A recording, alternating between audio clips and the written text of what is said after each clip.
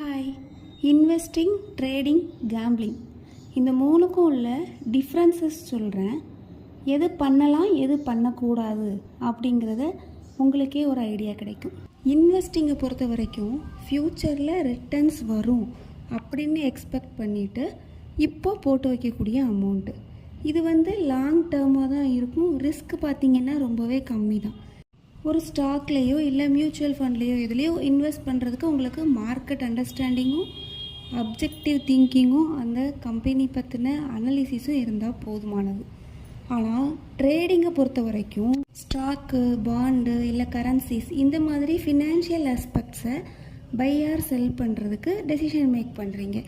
ஏன்னா அதில் இருக்கக்கூடிய ப்ரைஸ் ஃப்ளக்சுவேஷன்ஸ் மூலமாக ப்ராஃபிட் வரும் அப்படிங்கிற ஒரு ஹோப்பில் தான். ட்ரேடிங் பண்ணுறதுக்கு மார்க்கெட் அனாலிசிஸும் ரிஸ்க் மேனேஜ்மெண்ட்டும் ரொம்பவே முக்கியம். உங்களோட நாலேஜையும் ஸ்கில்லையும் யூஸ் பண்ணி மாத்திரம்தான் ட்ரேட் பண்ண முடியும். இது ஷார்ட் டேர்ம் மணி மேக்கிங் தான். இன்வெஸ்டிங்கை கம்பேர் பண்ணும்போது ட்ரேடிங்கில் ரிஸ்க் கொஞ்சம் அதிகம்தான். நெக்ஸ்ட்டு பார்த்தீங்கன்னா கேம்பிளிங்கை பொறுத்த வரைக்கும் பியூராகவே லக்கை மட்டுமே பேஸ் பண்ணது. லக் இருந்தால் உங்களுக்கு கேம்பிளிங்கில் ப்ராஃபிட் கிடைக்கும். அதாவது உங்களோட மணியை லாஸ் பண்ணுறதுக்காகவே ரிஸ்க் எடுக்கிறதுக்கு சமம். ஐஎஸ் ரேஷியோ அப்படின்னு பார்த்துக்கிட்டிங்கன்னா இன்வெஸ்டிங் ஸ்பெக்குலேஷன் ரேஷியோ.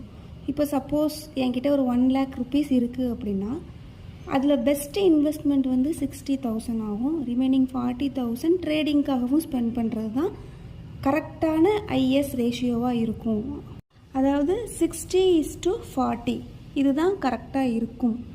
இந்த இன்வெஸ்டிங், ட்ரேடிங் இந்த கான்செப்ட்டுக்கு நம்மளோட 100% ப்ராஃபிட் மேக்கிங் வீடியோவை ரிலேட்டட் வீடியோவில் கொடுக்குறேன். வேணால் செக் பண்ணி பார்த்துக்கோங்க.